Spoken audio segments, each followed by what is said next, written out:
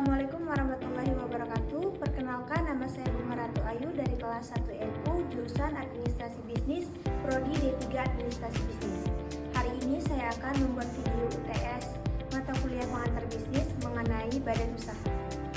Hari ini saya akan membahas tentang 5 poin. Poin yang pertama adalah langkah-langkah untuk membuat usaha. Yang pertama adalah memilih nama dan jenis usaha. Tentukan nama CV yang unik dan sesuai dengan jenis usaha yang Anda minati. Pastikan nama tidak sudah terdaftar dan tidak melanggar hukum. Yang kedua, menentukan struktur kepemilikan. Tentukan jumlah sekutu atau investor dan pengelola dan peran masing-masing. Buat perjanjian dasar yang mengatur hak dan kewajiban masing-masing sekutu. Yang ketiga, membuat akta pendirian.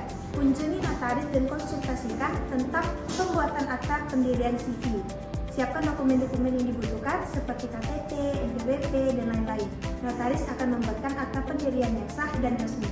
Yang keempat, mendaftarkan CV.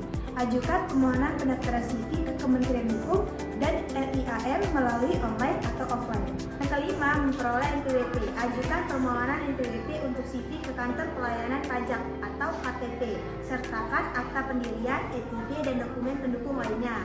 Setelah disetujui, CV akan mendapatkan NPWP. Apa yang harus dilakukan untuk memudahkan kegiatan dalam berusaha? Yang pertama, menyiapkan modal dan rencana keuangan yang realistis. Kedua, melakukan riset pasar untuk memahami kebutuhan atau preferensi dan perilaku target konsumen. Kenali pesaing di pasar, pelajari strategi mereka sehingga Anda bisa menonjolkan kepemilikan usaha Anda. Yang ketiga, mengurus legalitas dengan efisien. Yang keempat, memanfaatkan teknologi digital, memanfaatkan media sosial untuk media pemasaran. Yang kelima, membangun jaringan atau relasi bisnis. Yang keenam, menyederhanakan proses operasional. Yang ketujuh, mengatur sistem manajemen dan pembukuan yang baik. Yang kedelapan, menyiapkan perencanaan pemasaran yang efektif. Yang kesembilan, memulai dengan skala kecil atau percobaan. Yang kesepuluh, meminta masukan dari konsumen awal. Poin ketiga, saya akan menjelaskan perbedaan proses pendirian koperasi sebagai badan hukum dengan pendirian perusahaan lainnya atau PT. Yang pertama adalah koperasi.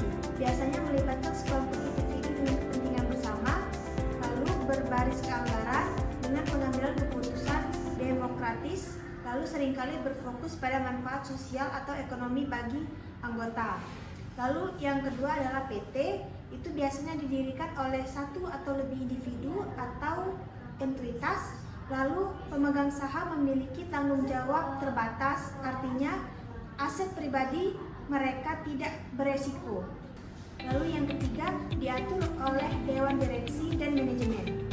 Poin keempat, jelaskan apa yang dimaksud tujuan pendirian sebuah yayasan. Tujuannya untuk memberikan kontribusi kepada masyarakat atau kepentingan sosial tertentu. Yayasan merupakan badan hukum yang didirikan oleh kelompok orang atau lembaga untuk melakukan kegiatan sosial atau amal yang tidak bertujuan mencari keuntungan. Poin kelima, jelaskan berbagai pihak yang patut dihubungi untuk mengembangkan usaha atau kegiatan bisnis. Ada dua, yang pertama internal dan eksternal. Internal, karyawan, mereka adalah aset utama dan sumber ide. Yang kedua adalah manajemen, mereka menentukan arah dan strategi bisnis. Yang ketiga adalah pemilik, mereka adalah pengambil keputusan utama dan penyedia sumber daya. Lalu yang eksternal, itu yang pertama ada pelanggan. Kepuasan mereka adalah kunci keberhasilan usaha